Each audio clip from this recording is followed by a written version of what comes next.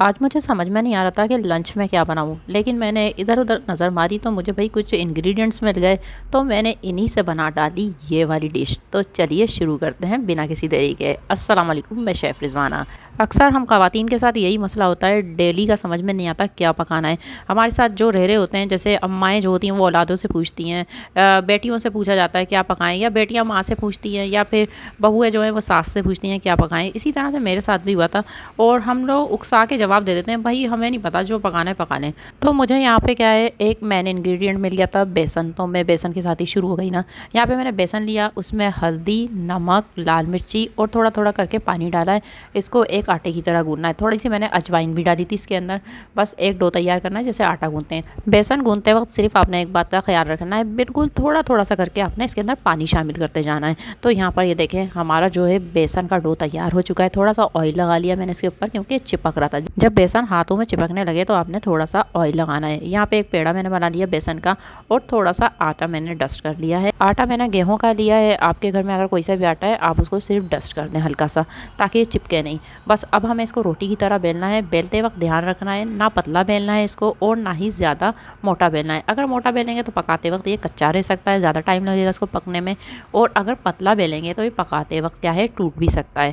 تو یہاں پر میں نے اس کی کٹنگ کر دی ہے۔ آپ اس کو کوئی سا بھی شیپ دے سکتے ہیں۔ میں فی الحال اس کو یہ والا شیپ دے رہی ہوں، کیونکہ میرے مائنڈ میں اس ٹائم یہی والا شیپ آ رہا ہے، اور آپ چاہیں تو اس کو گول شیپ دے سکتے ہیں یا چکور پٹیاں کاٹ سکتے ہیں۔ اگر آپ بگنر ہیں تو یہ والا شیپ مت دئیے گا، بیچ میں سے آپ سے یہ کچا رہ سکتا ہے اور سخت ہو سکتا ہے۔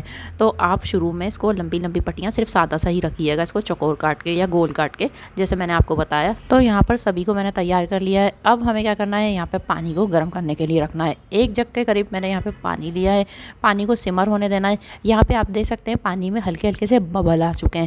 جب اس طرح سے ببلس آ جائیں تو اس اسٹیج پہ ہمیں بیسن کے پیسز کو شامل کر دینا ہے۔ بس اب ہمیں کیا کرنا ہے، ہلکا سا چمچ چلانا ہے تاکہ یہ نیچے سے لگے نہیں۔ بس چمچ چلا کے اس کو چھوڑ دینا، اور ڈھک کر اس کو پکانا ہے کم سے کم 5 سے 7 منٹ کے لیے، یا پھر آپ کو اس کو اتنا پکانا ہے جب تک اس کے اندر اس طرح سے، یہ دیکھیں میں آپ کو قریب سے دکھاتی ہوں، چھالے نہ آ جائیں۔ آپ اس کے اندر ہلکے ہلکے سے ببلس دیکھ رہے ہیں، اس طرح سے اس کے اندر چھالے آنے چاہیے، تو سمجھ جائیں پک چکے ہیں۔ بس ان سبھی کو میں نے نکال لیا ہے، اور اب میں یہاں پہ بناؤں گی گریوی۔ گریوی کے لیے میں نے یہاں پہ آئل لیا ہے، آئل تھوڑا سا زیادہ لیا ہے، اور اب میں نے یہاں پہ ڈال دیا ہے زیرہ۔ زیرے کی جگہ پہ آپ رائی دانہ ڈال سکتے ہیں، رائی دانہ اور زیرہ دونوں بھی شامل کر سکتے ہیں۔ 2 سوکھی لال مرچی شامل کر دیے، ہو تو ڈال دینا لال مرچی، ورنہ رہنے دینا۔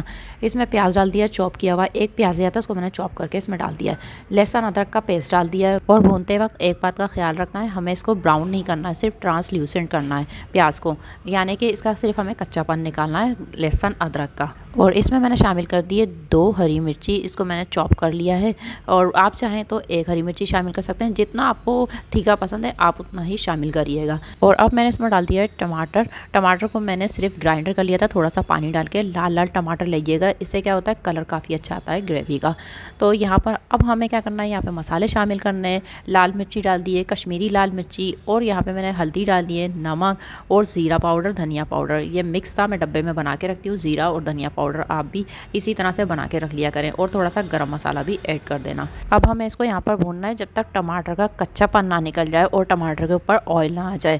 تو یہاں پر بھوننے کا آپ سب کو پتہ ہے، گھر میں آپ سب کی امی وغیرہ بناتی ہوں گی تو آپ نے دیکھا ہوگا، جب اس طرح سے مسالہ بھوننے لگتا ہے، ہلکا سا لگنے لگتا ہے، تو سمجھ جائیں اس ٹائم پانی ڈالنے کا ٹائم شروع ہو گیا ہے۔ تو یہاں پر میں نے 3 گلاس کے قریب پانی شامل کر دیا ہے، اور اب میں نے یہاں پہ نمک شامل کیا ہے۔ جب ہم پانی شامل کرتے ہیں تو نمک کم ہو جاتا ہے، تو آپ نمک ٹیسٹ کر لینا اپنے حساب سے، اس میں ایڈ کر سکتے ہیں۔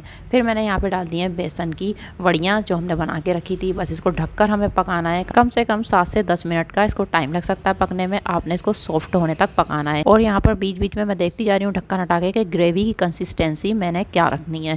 تو یہاں پر جو ہے ہماری بیسن کی سبزی تیار ہو چکی ہے، میرے حساب سے یہ پرفیکٹ ہے۔ آپ کو اگر اور گاڑھی چاہیے تو آپ اس کو رکھ سکتے ہیں۔ تھوڑا سا دھنیا پتہ اس کے اوپر ڈال دیا ہے، کیا خوشبو آ رہی ہے اس کے اندر سے، اور کیا کلر آیا ہے آپ دیکھ سکتے ہیں۔ بس اب ہم اس کو نکال لیں گے پلیٹ کے اندر۔ یہ کافی سافٹ سی ہے، اور آپ نے ایک بات کا صرف اس کو خیال رکھنا ہے کہ آپ نے اس کو سافٹ ہونے تک ہی پکانا ہے، اس کو سخت مت رکھیے گا۔